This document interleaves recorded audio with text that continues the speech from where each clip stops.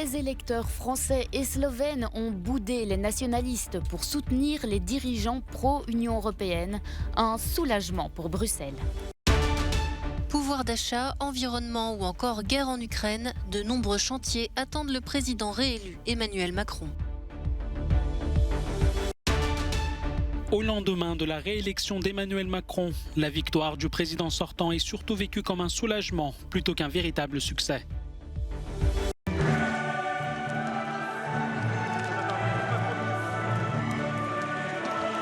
C'est avec comme fond musical l'Aude à la joie, l'hymne européen, que le président français a marqué sa réélection.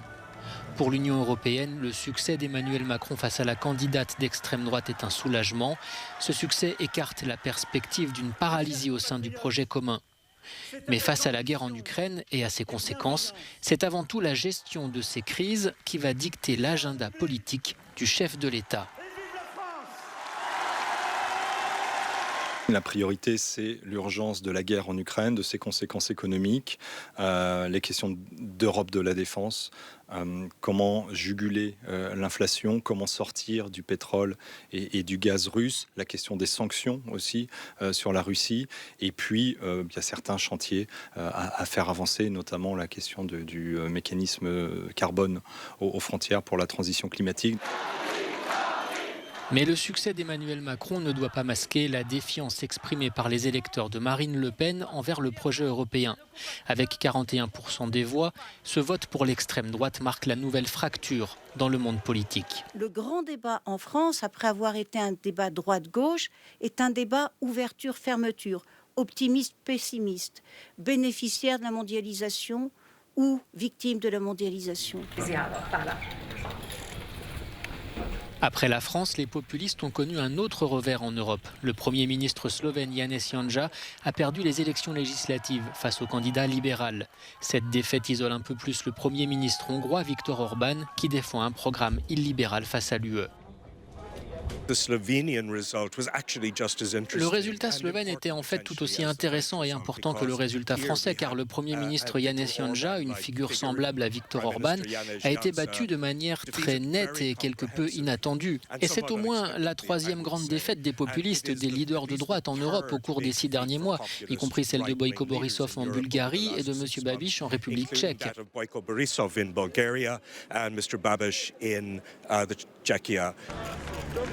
Si l'Union peut se féliciter de ces derniers résultats, les institutions européennes vont devoir apporter des réponses innovantes si elles veulent convaincre à long terme les électeurs et refouler les discours populistes.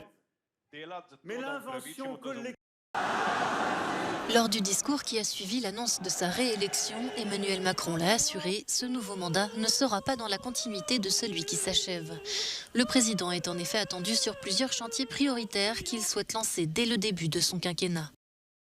En premier lieu, le pouvoir d'achat, alors que de nombreux produits ont subi dernièrement une hausse des prix importante, comme l'énergie, l'alimentation ou les matières premières. Emmanuel Macron avait promis sur TF1 le 13 avril de faire adopter dès cet été une loi exceptionnelle pour le pouvoir d'achat, en augmentant notamment les pensions de retraite. Il propose aussi un chèque alimentaire pour les plus modestes, une revalorisation des minima sociaux et des salaires de certains fonctionnaires, ou encore une nouvelle prime défiscalisée pour les employés allant jusqu'à 6 000 €. Autre chantier qu'il souhaite lancer rapidement, la réforme des retraites. Une mesure déjà très contestée, ce qui a poussé Emmanuel Macron à revoir sa copie durant l'entre-deux tours.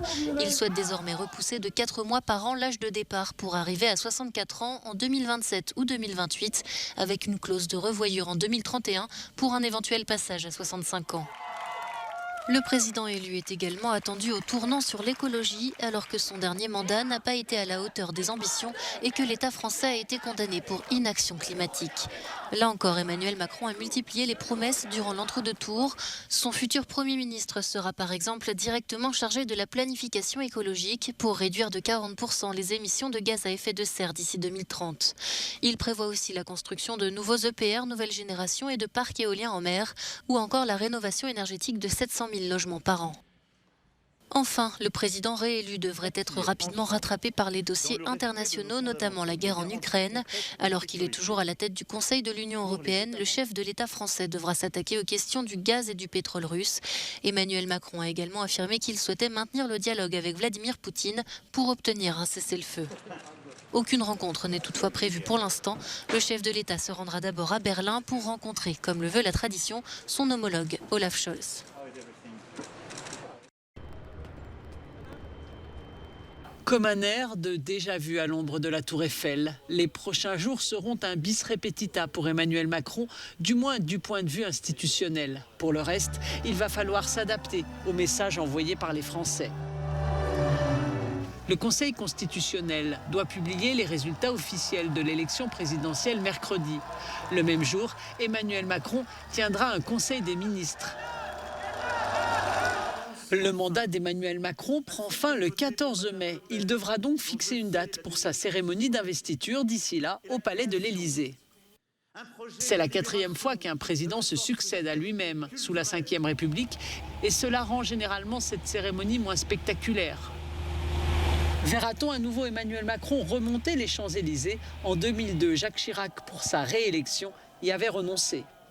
Habituellement, 21 coups de canon sont tirés pour marquer l'inauguration, bien que les présidents François Mitterrand et Jacques Chirac aient tous les deux sauté cette tradition pour leur réélection en 1988 et 2002. Ces deux présidents avaient aussi renoncé à se faire retirer le portrait. Sauf surprise, la photo officielle du nouveau chef de l'État devrait rester la même. Enfin, côté gouvernement, le Premier ministre avait annoncé en début de semaine qu'il démissionnerait après l'élection, mais certains disent que Jean Castex pourrait rester jusqu'aux législatives de mi-juin, prochain rendez-vous politique pour les électeurs. Au lendemain de la réélection d'Emmanuel Macron, la victoire du président sortant est surtout vécue comme un soulagement plutôt qu'un véritable succès.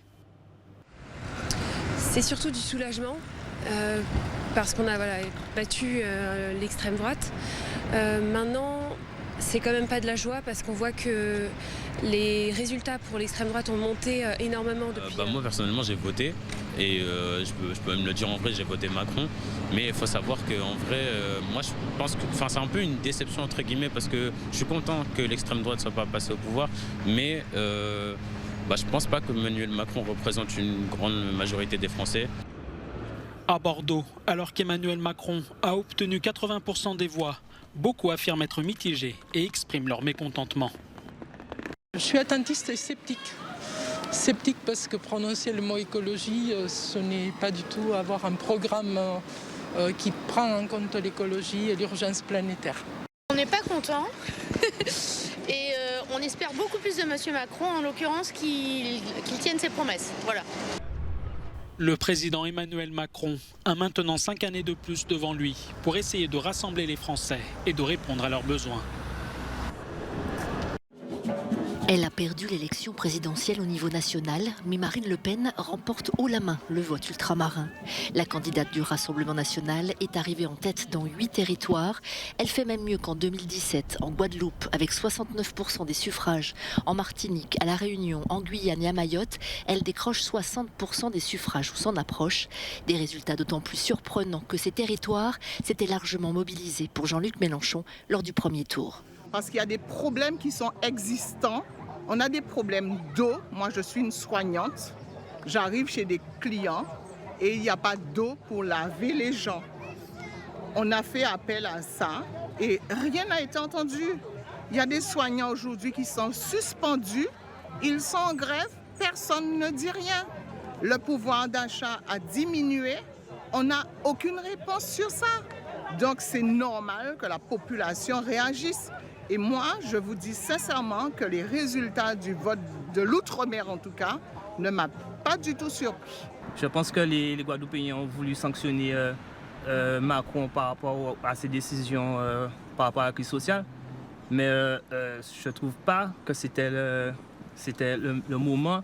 Loin d'être un vote d'adhésion au programme du Rassemblement national, ce vote ultramarin en faveur de Marine Le Pen illustre un fort sentiment anti-Macron, un vote de colère aux Antilles contre la vaccination anti-Covid, une colère sociale à La Réunion à la suite du mouvement des Gilets jaunes.